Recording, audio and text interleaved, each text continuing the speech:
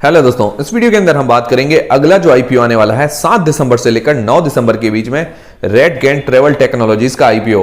तो दोस्तों इस वीडियो के अंदर हम सबसे पहले बात करेंगे इसका आज की तारीख में ग्रे मार्केट का प्रीमियम कितना चल रहा है, जिससे क्या है कि हमें अंदाजा लग पाएगा कि इस पर हमें लगभग कितना लिस्टिंग गेन्स मिल सकता है। और फिर दोस्तों बात करेंगे इस कंपनी की डिटेल्स के बारे में। दोस्तों किसी भी कंपनी की डिटेल्स के बारे में अगर हम जान लेते हैं कि वो किस सेक्टर के अंदर काम करती है, तो हम खुद भी अंदाजा लगा पाते हैं कि इसका फ्यूचर कैसा होगा, ये कंपनी कैसा परफॉर्मेंस कर सकती है। और फिर दोस्तों बात करेंगे इसके फाइनेंशियल डिटेल्स के बारे में, मतलब ये कंपनी साल दर साल कैसा प्रॉफिट जनरेट कर रही है, मतलब ये लॉस मेकिंग कंपनी है या प्रॉफिट मेकिंग कंपनी है।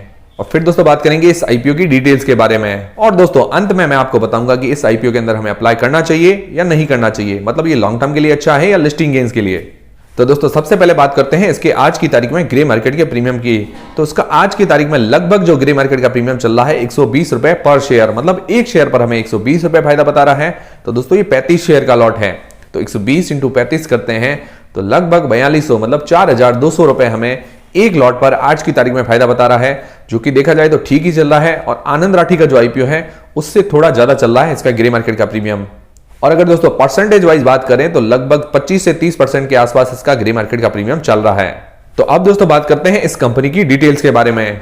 तो दोस्तों RateGain travel technologies leading distribution technology company है ग्लोबली और इंडिया के अंदर, और largest software as a service provider company है ग्लोबली और इंडिया के अंदर, मतलब इंडिया के अंदर भी लार्जेस्ट कंपनी है और वर्ल्ड वाइड मतलब पूरे वर्ल्ड के अंदर भी इसका अच्छा नंबर आता है। तो software as a service provider का शॉर्ट फॉर्म है सास, SaaS।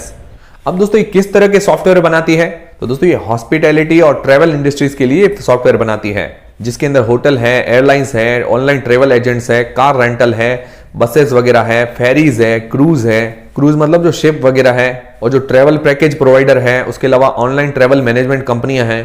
तो उन सभी के लिए ये सॉफ्टवेयर बनाती है और उसके अलावा उनको सर्विस भी प्रोवाइड करवाती है, और इसके साथ साथ उनके रेवेन्यू को इंक्रीज करने में भी ये मदद करती है। रेवेन्यू मतलब उनका धंधा वगैरह बढ़ाने के लिए उनको मदद करती है, उनका बिजनेस बढ़ाने के लिए भी उनको मदद करती है।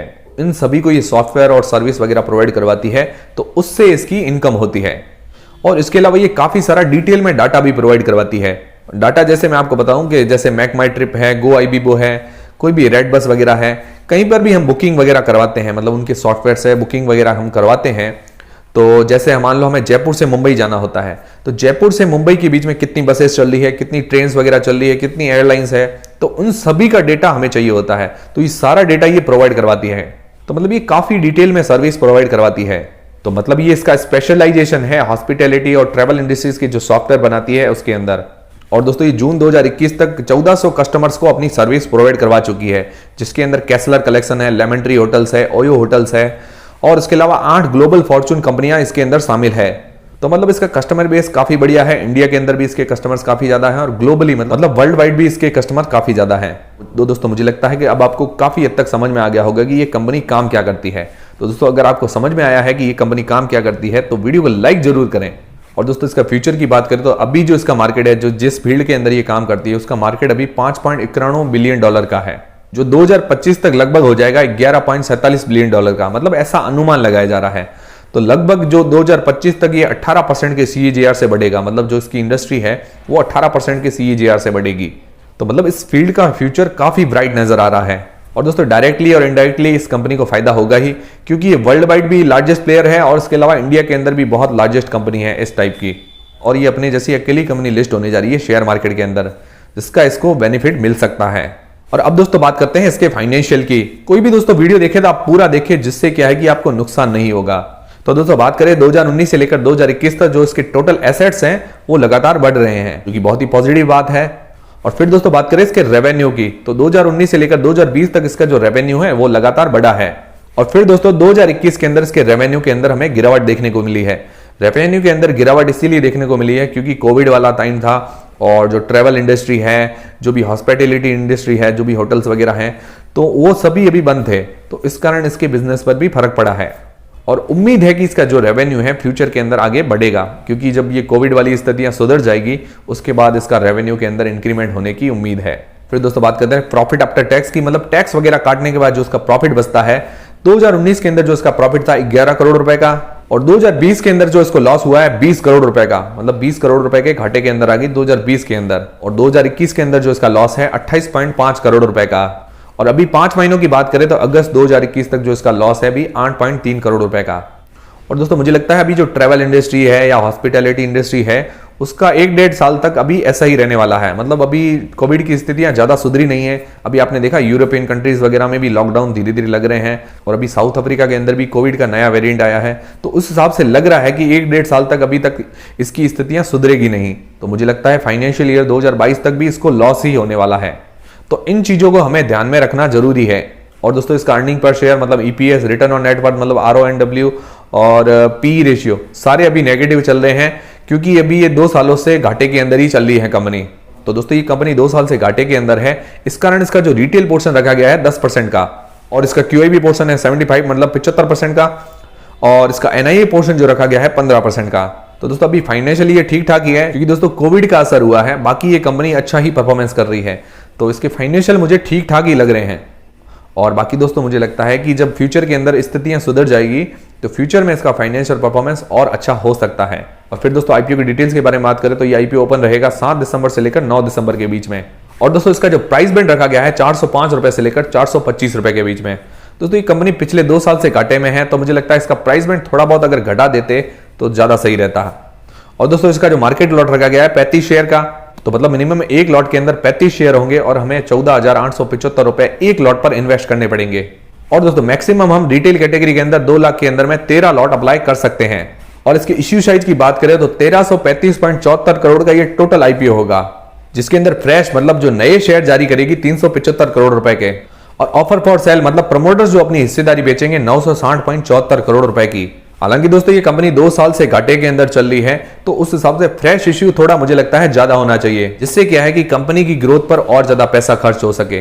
तो इसके अंदर ऑफर फॉर सेल थोड़ा ज्यादा है, ये कंपनी के लिए मुझे थोड़ा नेगेटिव लग रहा है, क्योंकि कंपनी 2 साल से घाटे के अंदर चल रही है तो उसको पैसे की तो जरूरत है ही। तो मुझे लगता है फ्रेश इश्यू थोड़ा सा ज्यादा होना चाहिए। और दोस्तों इसके टाइम टेबल की बात करें तो इसका अलॉटमेंट हमें पता चलेगा 14 दिसंबर को, और अगर हमारे आईपीओ अलॉट नहीं होता तो रिफंड हो जाएंगे 15 दिसंबर को, और अगर हमारे आईपीओ अलॉट हो जाता है तो शेयर जो हमारी डीमेट अकाउंट के अंदर आएंगे 16 दिसंबर को। और दोस्तों इस आईपीओ की जो लिस्टिंग डेट है वो है 17 दिसंबर को। और दोस्तों लिस्टिंग से 1 घंटा पहले मेरा वीडियो आ जाएगा।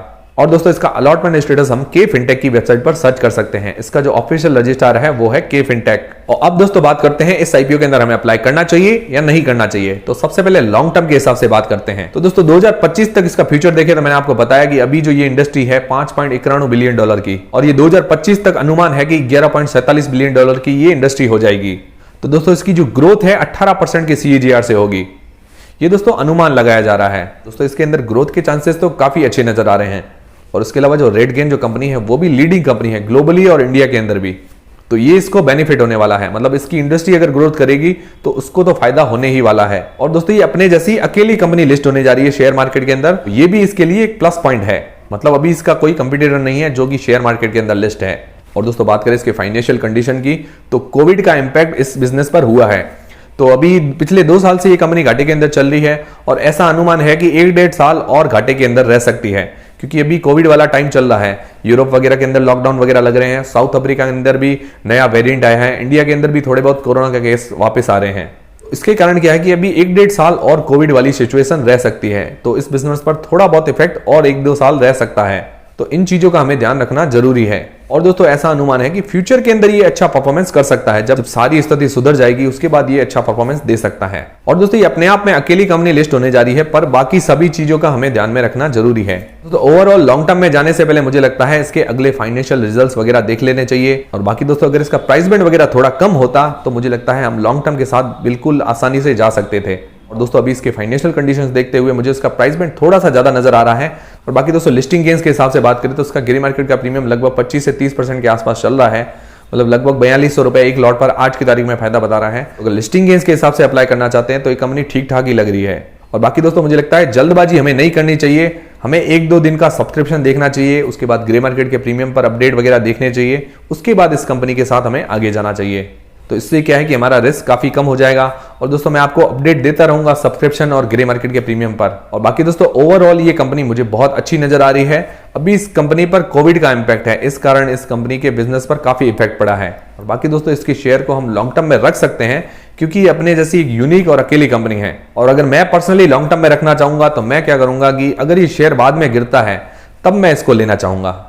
और अभी फिलहाल मैं आईपीओ के जरिए लॉन्ग टर्म में नहीं जाना चाहूंगा। तो अब दोस्तों मुझे लगता है आपका माइंड काफी हद तक क्लियर हो गया होगा कि इस आईपीओ के अंदर हमें अप्लाई करना चाहिए या नहीं करना चाहिए। तो दोस्तों ये वीडियो देखने के बाद क्या इस आईपीओ में आप अप्लाई करेंगे या नहीं करेंगे, आप मुझे कमेंट करके जरूर बताएं।